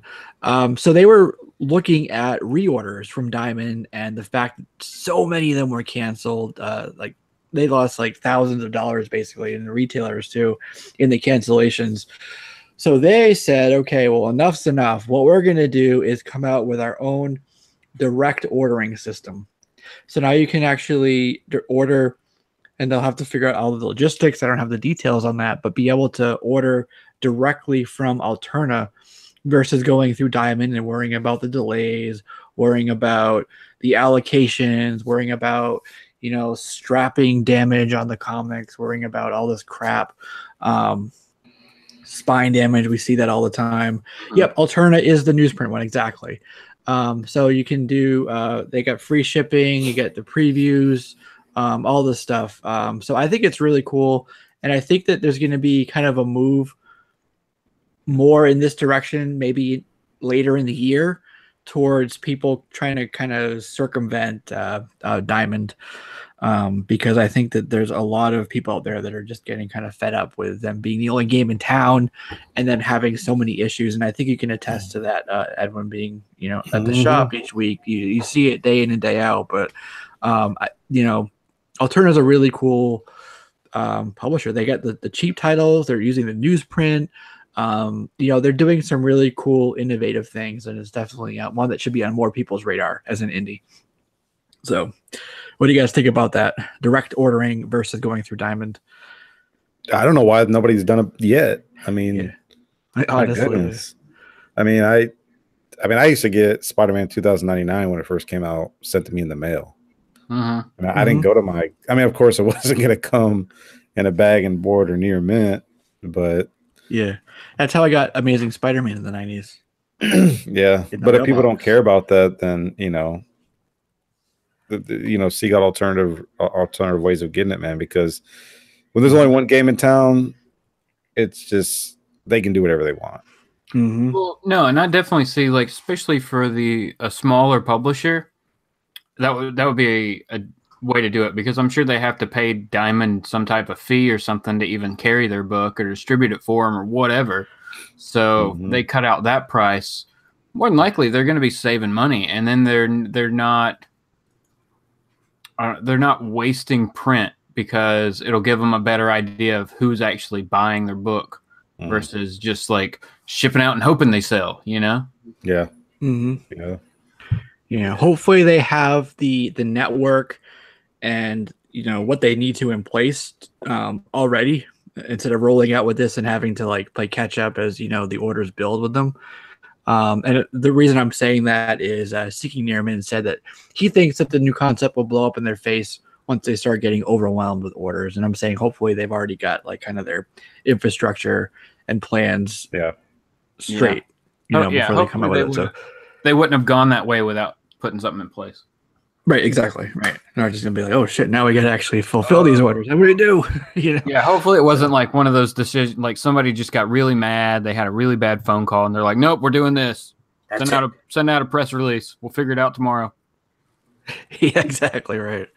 Well, we'll figure it out as we go along. So we want to talk to you about it. Like, I'm going to bed. Oh, okay. All of a sudden it's like we have all these extra orders. Like, shit. Exactly. Like, oh crap. Let me go to bed. You're fired. But I mean, you got to think about it though, because now they can't, or they're not really going to be in previews, which is the main thing that shops are going to order from, things like that, straight from Diamond. So it's going to be up to them to make sure that shops know what's coming out for them, how to order from them, and things like that. So Comics Tribe is a similar one. Yeah, Comics Tribe is similar to that, where you order directly from them. So I think a lot of people, you're right, do miss out on some stuff. Like Sync, actually, a lot of people missed out on because it was a direct order from them. So some shops didn't do it or didn't know about it. Yeah. So, well, if you think about it, what's the big shop in New York? Midtown. Yeah, Midtown kind of does this. They're kind of a middleman. I know people that don't even buy books that they're LCS because they get 40% off getting their books once a month from Midtown. I mean, yeah. And if you don't care if they come like the week after they come out, the way to do it. Yeah. So we'll see what happens with that, and who else jumps on board with that idea. I think that there'll be some other indies that'll, it's kind of a test. You kind of, we'll wait and see how they do and kind of the success that they have before you roll out your own. But, assuming it is successful for them, I think that more of the indie publishers will go that route. So more hassle-free on their end, if anything else. Yeah. At least on the surface. I mean, we could dive into what if this and what if that, but just kind of seems like makes sense. And I think you said it before, like, why haven't they done it sooner? Biggies, Midtown, they pack well, absolutely. And the one time I had an issue, I showed some pictures of the book through the they have like a really cool like online chat thing, right, for their customer service. Showed them the pictures, and then boom, no questions asked, just sent me a brand new book, the same thing. They said, keep the copy you have, here's a new one. So even if there are issues, they're really good about, in my experience, correcting what they had, going wrong. So yeah. All right, cool. So I Am Groot. You guys know who played I Am Groot? Or said I Am Groot? Vin Diesel. Yeah. He's going to be saying, apparently, I am Bloodshot. He's going to be the rap website that I check out periodically is saying that he's in talks for the lead role in the film. So what do you think of that? Vin Diesel as Bloodshot. Yeah, I don't know. I have a hard time seeing him in any movie that, I mean, he plays the same character a lot. It's like, Dominic Toretto is what's his name? Triple X. Triple X or whatever it is. Yeah. Same people. What's the space one with the eyes? Was it Pitch Black? Oh, yeah. Riddick. Riddick. Yeah. Riddick. Chronicles of Riddick. Yeah. And it's just I don't know. Like I just. Oh, the pacifier. He played the pacifier. Yeah. Oh my gosh. But the thing is, I just for him to sit there and be like, mumbling through, I don't know. I can't, I just can't see it. Like, I know they gotta probably CGI him and all that, but yeah, I mean, no, that's crap because I'm just gonna compare it to the Jason David Frank stuff we've seen, like him doing the promo stuff as Bloodshot. Yeah. Where he actually looks like the character. Vin Diesel isn't gonna look like the character they put in the books. He's way bigger. Yeah. Yeah, he definitely looks like Bloodshot, and they should keep him for this Sony stuff here. Right. Well, think about this though. Robert Downey Jr. was about 45 when he did Iron Man. Yeah. Yeah, about that. Yeah. Vin Diesel right now is 50. Yeah, he's old. So I don't think that, I don't think Bloodshot's going to take off or anything, but just in case, you have to at least plan for at the most 3 films, right? You're talking 6 years from now. Yeah. The thing is, do you really want to hear Bloodshot just going? That's how he talks. Yeah. Just like, do you have a tongue? Like, what the hell is that? Yeah. Well, what a lot of people don't realize about Vin Diesel is he's actually a nerd too. He's like a big Dungeons and Dragons nerd. Used to be a breakdancer too back in the day. Yeah, so I mean, he's maybe this is a kind of a hidden passion of his. Who knows? I don't doubt it. I mean, I'm sure he likes this type of stuff, but it's just, I mean, unfortunately for him, he's just not the greatest of choices for really any kind of role where you have to speak more than I Am Groot. Exactly. He doesn't open his mouth loud enough to talk. Man, you are bashing him. I'm telling you, like Vin Diesel. Here's the deal. Vin Diesel, everyone, when you looked at him back in the day, I mean, he was, really jacked and all the rest of it. So it's like, oh, he can play any hero he wants. And then he opened his mouth. It's like, oh, shit, this guy should not be talking. Yeah. So just let me clarify something really quick, just so people, and Philly said it, so thank you for that. So there's 2 two kind of Bloodshot things that are happening. One of them is a web series, a web kind of movie thing, and that's with Jason David Frank. What we're talking about here is different. This is the Sony like 5-picture deal. So they have like, well, there's a few of them, but he's going to be for the Sony version of Bloodshot. Okay. So there could potentially be both Vin and Jason David Frank as Bloodshot, in the future. So just wanted to clarify that in case anybody was like, why is, what happened to JDF or whatever. So. Yeah, but I wonder if Marvel might, or not Marvel, but Disney might step in and say, "Nah, Vin, we really don't want you to be another superhero. We want to keep you associated with the MCU. So here's an extra check. You don't get to be Bloodshot now." I don't know. Yeah. Vin with Iron. Yeah, another character that said like 3 words. It didn't really speak sentences. That's what I'm saying. Like, he can't do that. That's good for him. It's almost the same. It's almost the same as. Well, here's the deal. Everybody, and if you're from the '80s and everything, you everyone knows where they were when Mike Tyson opened his mouth the very first time, and you're like, oh shit, that's what he sounds like. Mm-hmm. This monster who's just killing people like in 30 seconds, just bashing people's skulls, and comes out and says, "Hello, everybody, I'm Mike Tyson." Oh my god! Hey, what's up, guys? Yeah, he can hardly talk. Mike, if you're watching, I'm not making fun of you. I don't think he's watching the show. I'm just letting you know. Yeah. I don't know. Maybe Mike likes comic books. I don't want him coming to beat me up. Shit. He's a Buckshot fan. I don't want to play Vin. Okay. All right. Yeah. Okay. So that Mr. Unknown said that there should be a biopic on Vin Diesel, and you should play Vin Diesel. I'd be Vin Diesel at the end of his rope. What happened? Lots of subs. I don't know. Okay. Right. I'm in. I'd buy a ticket. That's a 37. Yeah. License revoked. All right. So quickly on this, actually I'm going to throw 2 things in here kind of quickly. So Matt Reeves basically said he's right now writing, outlining. He's got the story worked out for what he wants for the Batman movie. And now he's outlining kind of what that will look like. So a little bit of progress there, still in the scripting stage for the Batman. So we'll see what maybe 2019, 2020 brings for that. But as far as 2018, we only got Aquaman. So there's been a lot of kind of restructuring around DC. Right. John Berg was pushed out in December. Then they had Walter Hamada come in from New Line. There's a whole big merger happening that's kind of muddying the waters too with ATT and Time Warner. It's a massive thing. There was a whole if you remember the news, the DOJ was blocking this whole deal from going through just because it was such a big, massive thing happening. And then a couple other execs kind of moving around there.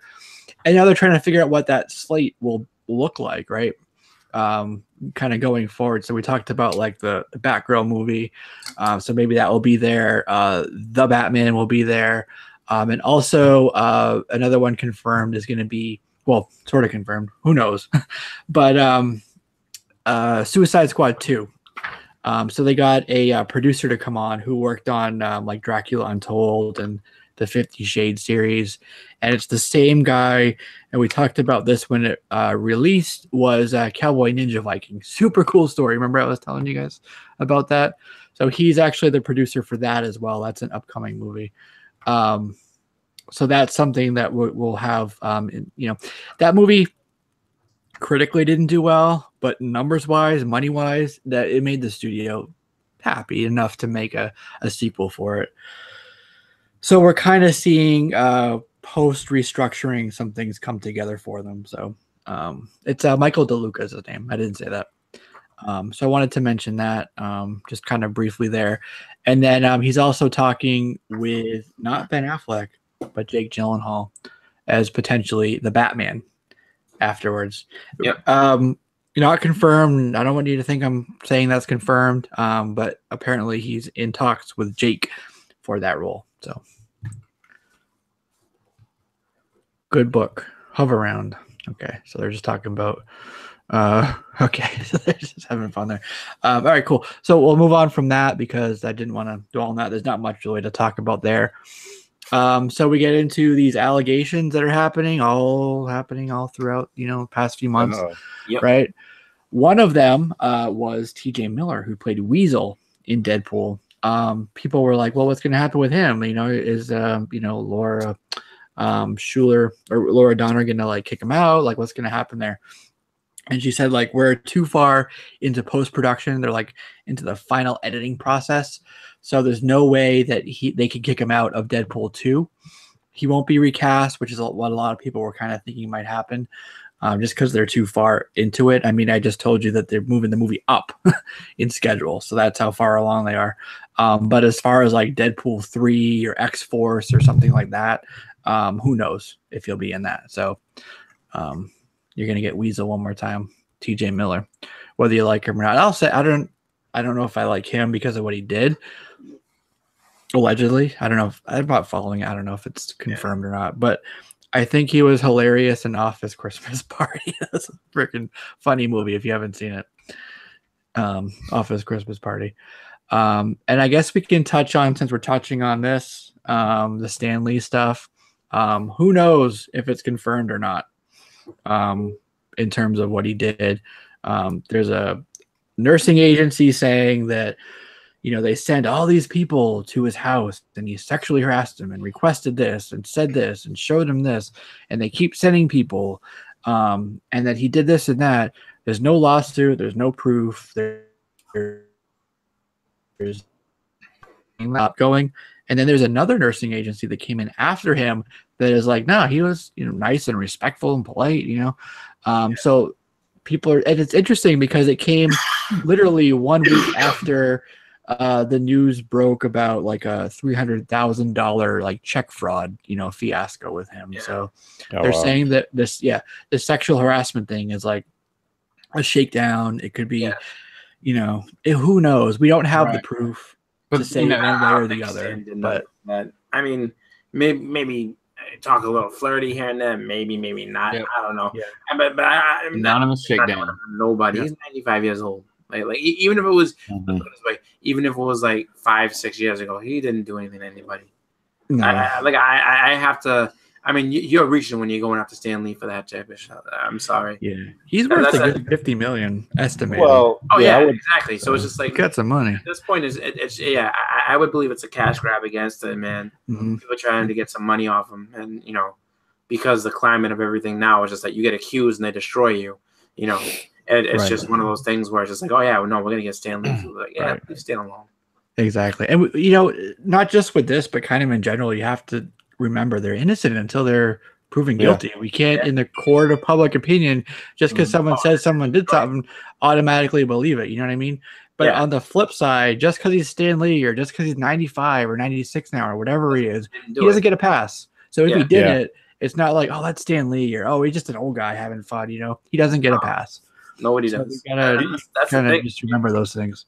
And this is what I come away from all this, which is if you didn't do anything, then all you got to do is just wait it out, and the truth is that if you did, but you say, but at this point in this climate, you take such a hit to your reputation because it's going to take forever for it to get settled out, But what I'm saying is that in Stan's case, he's so old. I mean, literally, like he's one of the people that can afford to sit there and be like, okay, look, I didn't do anything. I'll wait as long as you want, but you're not gonna hurt my reputation. I'm 95. Like there's nothing you can get from me other than money, and I'm not giving you a dime. But for someone else who's younger, like a James Franco, who people are really getting at right now, if you've done nothing, it's gonna take a while. But his reputation probably won't recover after all this stuff coming out, and it's just like it's tough. It's tough. It's just like initially, who do you believe? I mean, who do you go with? Well, you can't put anything past anybody because look at Hugh Hefner. I mean, he was still getting it up in his old age. I mean, I'm not saying that Stan didn't. I'm not saying Stan did. I'm just saying in general, if somebody's going to wait it out and basically hope for the best, it's a 95-year-old man, because you're not really going to do much to hurt his reputation at this age. Yeah. Like, yeah, you would have to have some ridiculous stuff come out, and probably like 10 women or something speak out against him. Mm-hmm. As much as everybody, I mean, honestly, he could have a record number of women. He could have, to the point of that, like it's like almost criminal amount of women. There's like 70 women accuse you of doing this to you. He's 95. Yeah. It doesn't matter. It's just like he's like literally, put him in jail. He's gonna die in a week. You know what I mean? He was old. You're not gonna mess with a guy like that old. It's just like there's no point. Yeah.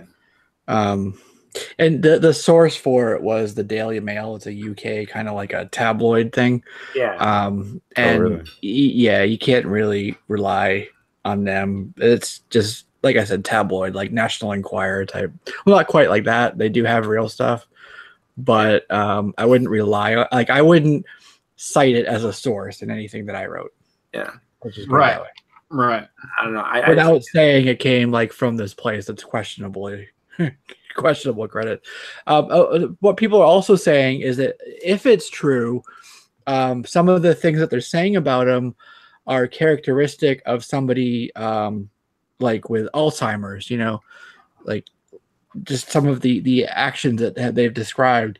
Mm-hmm. And other people are like, no, well, look at him, when he goes out, he's always like on his wits and he's funny and he's doing this.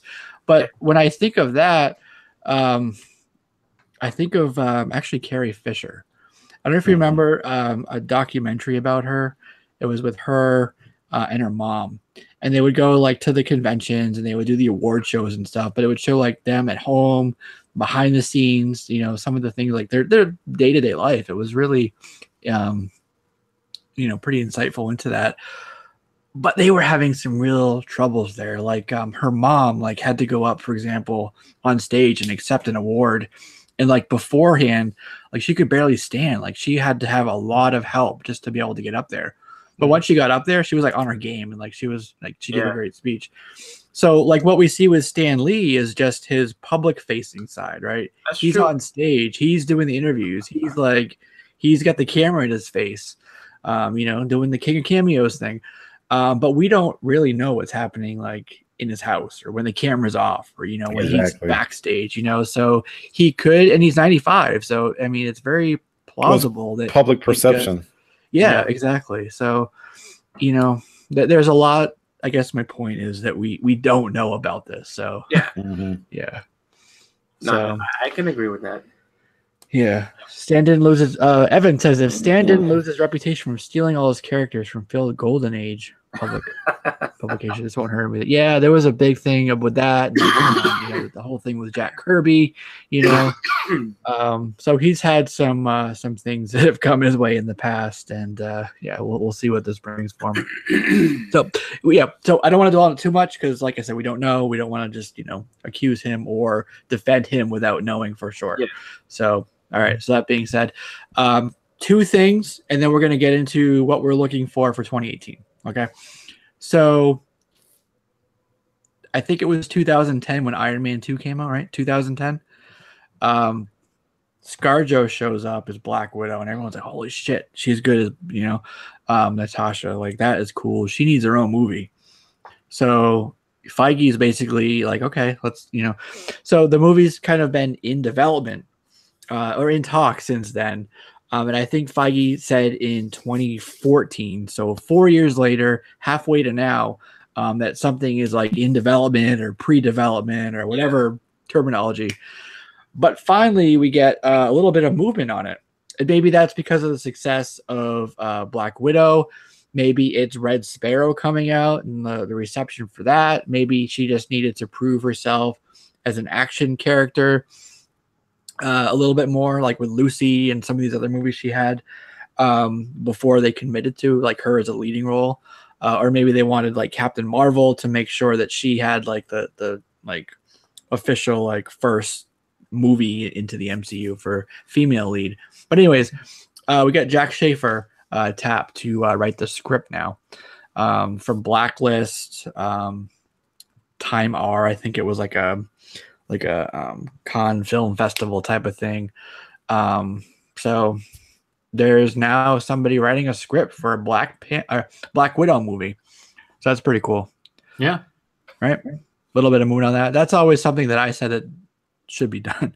Yeah. I don't know if you saw at this point. Yeah, exactly. Did you guys see the trailer for Red Sparrow with I saw Jennifer the Lawrence? teasers. Yeah, that whole way through, I'm like, this is a Black Widow movie, and I think everyone.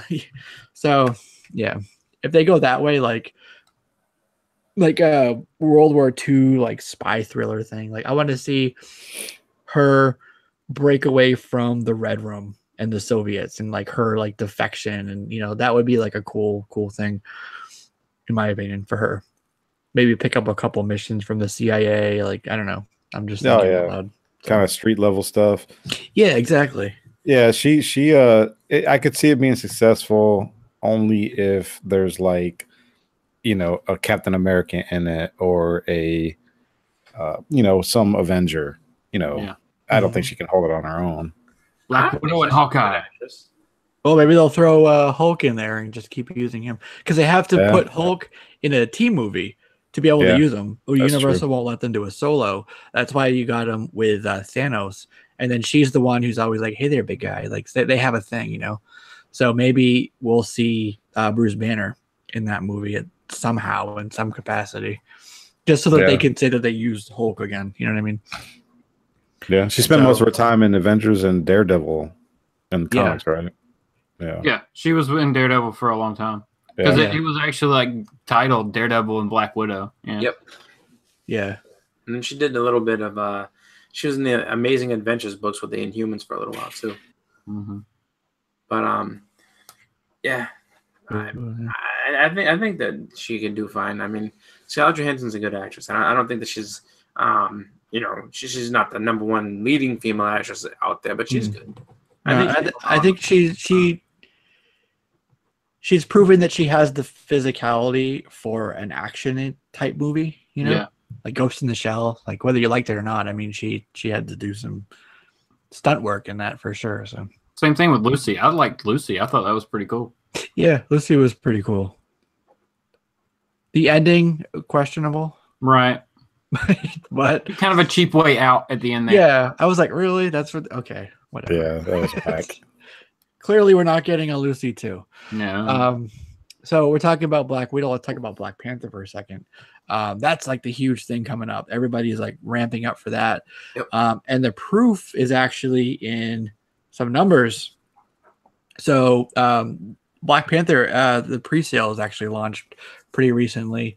And as of right now, it's pre-selling all of the other Marvel movies in pre-sales so far. Yeah. So, I mean, it looks visually stunning. I mean, and plus you're talking about an awesome hip hop soundtrack. Yeah. I mean, it's going to be good. Mm-hmm. Is it Kendrick Lamar? He was. Yeah, he's putting together the soundtrack. Yeah, I'm getting the same vibe with Black Panther that we got with Thor Ragnarok. Like, because you got the first two Thor movies, which were the first one was kind of the second one was a little bit better, but I mean, you're talking about Thor. No offense, Justin, but I just get that same vibe. Like, it's going to be big, it's going to be huge, especially like what you said, Jesse. There's a lot of talk, word of mouth floating around right now. So it looks freaking awesome. Mm-hmm. Mm-hmm. Yeah, I'm pumped. We get to see Wakanda in its full glory. Which, I mean, even in the books, we don't get to like see as much as we're going to get to see in this movie. It's going to be great. Yeah, and that has got to be where the Soul Gem is. That's the Soul Stone. That's the last place, the last movie before Infinity, and that's the last Infinity Gem that we need. So we got to get like that somehow tied in there. It's got to be, right? Mm-hmm. So I would think so, and maybe that's like his connection to the spiritual plane. Yeah, that's how they talk to the ancestors, right? Right. Yeah. That would work really well. Yeah. Cool. All right, let's kick off our. Go ahead. I would say let's kick off what we're looking for 2018, like some things, what to expect, what you're like heard is coming up, and you're like, oh, damn, I don't want that, So a couple of things. One of the things that I was waiting to hear about is what Bendis is going to be doing now that he's moving over to DC. We don't know like kind of any ongoings, but we did get an announcement that he's doing a backup story in Action 1000, issue 1000. So that's kind of like his first work. I guess it's apparently going to be just that one story, you know, in the issue. But yeah, Action 1000, that's coming up. Everybody's counting down to that, right? It's only like 5 issues away. Yeah. You guys counting down. I am not spending $30 on that one book. You don't have to. There's a regular. That's only the hardcover. Yeah, exactly. Yeah, don't get me wrong. I wasn't saying every issue is going to be $30. Yeah, that would be crazy. Yeah.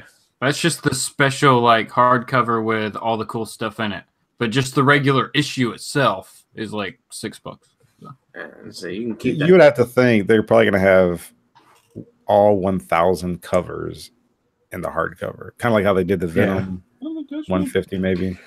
I thought it would be funny if they went in completely other direction and did one with a 1,000 print run and watch everybody scramble for it. Wow. Like no cover A, no cover B, just one cover A, 1,000 print run. Oh my gosh. Right. Be $100. Exactly. Yeah. Retail. You can keep that one too. Yeah. I was looking forward to New Mutants, but as we just said, that got pushed off. But we are getting a New Mutants miniseries. I guess that's still going to be coming out at the same time. I don't know. That was supposed to line up with the movie with Matt Rosenberg tapped to write that. So who knows? Another one that came, I think, this week or last week, Gail Simone is going to be writing Domino. Yep, miniseries. So, yeah, with Greg Land, I think. You can correct me on that if I'm wrong. I know he's at least doing one of the covers. Yeah. But yeah, that should be pretty cool. I like her. And you're talking about 2018, right? 2018, right? That's going to be coming up, I guess, in the fall. I mean, not the fall, the spring. Yeah, don't forget about Detective Comics. Yeah. Detective Comics 1000. That one's still over a year away. Is it? Yeah, because they just came out with 972. Yeah. Okay. And I guess Action is moving to monthly. Is that right? I heard that somewhere. Makes sense. They're slowing it down a little bit because they want it to fall. They want 1000 to fall in March, which would mark the 80th anniversary of Action, either Superman or Action Comics. And Brett Booth is now doing art on Action Comics, so that's sweet. Okay. Good time to jump on it, everybody. Nice. Oh, yeah. So Brian B says originally it was going to have a poster with it, but they removed that and lowered the hardcover price. So that's good. Yeah. Maybe they'll sell the poster separate. So there's that. What else? Something I'm not looking forward to is Poison X, Venomize. That's coming up. The whole Venomverse saga. I am so done with that. But that is like continuing on for months and months already. It's like enough with the Venomize. I don't know if what they're doing, because it's obviously they're pushing Sony's movie. I don't know, getting people ramped up for that. But it's going to be going all the way to April. All this Venomize stuff is just going to be hitting us in the face till April. Wow, I didn't know that. I mean, I've been sticking with just the ongoing, but all this other stuff is just. I have a hard time reading as it is, you guys know, but I can't keep up with all this stuff. Yeah, even if it is Venom. Yeah. So also in April, we're getting a new Exiles. What do you call it? Title. So Justin, that'll be like right with your name, right? That's People right. Google like Exile, and they'll find you. So, so that's pretty cool. But the team is Iron Lad, Khan, Blink. I think Blink's pretty cool. Yeah. Wolvie, which is like the small little like cutesy type of Wolverine. So we have like 50 Wolverines now. Mm-hmm. And then also they delayed it. There was an announcement separately. Valkyrie is going to be the last part of that team. Right. And she looks like the Valkyrie from Tessa Thompson from the movie, but much larger. Yeah, much larger. This is going to be like, it's an Exiles book. It's basically your multiversal X-Men team. So this is a Valkyrie from some other universe dimension that we don't know about. Yeah, What is she gonna be, like a giant or something? I have She's the. big. Yeah, she's a warrior. Oh, okay. I have the She looks description like for a, it. she looks like a jacked, like Swiss Miss lady. Yeah, right. So it says, in this brand new ongoing series, the man once called Nick Fury, now known simply as the Unseen, observes Earth from his abode on the moon. When a strange force imperils all of existence, the Unseen recruits Blink, Khan, Ironlad, Wolvie, and Valkyrie to help save the past, the present, and the future. So you can have David Marquez, Javier Rodriguez, Mike McCone doing covers, and Saladin Ahmed is going to be writing it. Black Bolt was a book that apparently is canceled, so he's going to be moving over to Exiles and writing that book. Saladin Ahmed. That's pretty much his only credit. That's his first like real work, I think. I'll check it out. I'm sad to see that Blink will be leaving Cable. Right? Yeah, but at least she's not going to be just kind of like taken off the board for Right, a while, you know? right. No, that's a good point. Good point. Yeah. So, yeah, that's kind of like what we kind of know into April. I don't think they really solicit much beyond that. At least, a couple months in advance to what we know. So that's it. Then we get the movies coming out that we already talked about. So we'll have to see what 2018 brings, A lot of good stuff to hopefully anticipate. Yep. So yeah, well, really looking forward to seeing like how Doomsday Clock wraps up. Like we got, yeah, right, 10 more issues, right? So yeah, that's going to be a full year of Doomsday Clock for us. And it will be interesting. Oh, I think it cut out. What'd you say? I would say it'll be interesting to see if they restructure their like marketing campaign. Like, is it still going to be Rebirth once like Watchmen presumably is like fully integrated? Like, will it be still the same DCU or like will it be like a whole new rebirth, a rebirth? That's one thing I myself am trying to do. Like, I only have 2 issues left to complete the Watchmen run, but I say if that's a run that you like, or if that's one that you've been collecting, I would say finish that up before this Doomsday Clock thing finishes, because once Dr. Manhattan and all those characters are fully integrated into the universe, they're going to be part of a bigger crossover, and you never know if those books are going to go like up to the point where it's just like, instead of paying $6 for the for the meat of the series, and then few extras for the beginning and end, you don't want to be paying $20-$30 a book like that's. So I say finish that before that series finishes, but I'm looking forward to that. I want to see how that shakes out, and really what it's going to be like to see the DC universe interact with a guy like Manhattan, and just to kind of see where these guys go. Like, it's always been kind of a teased like dream fight to see like Batman and Rorschach work together, but also come at odds and stuff like that. So it's definitely going to be something cool to see, and then to see actually Ozymandias, is he going to be someone who's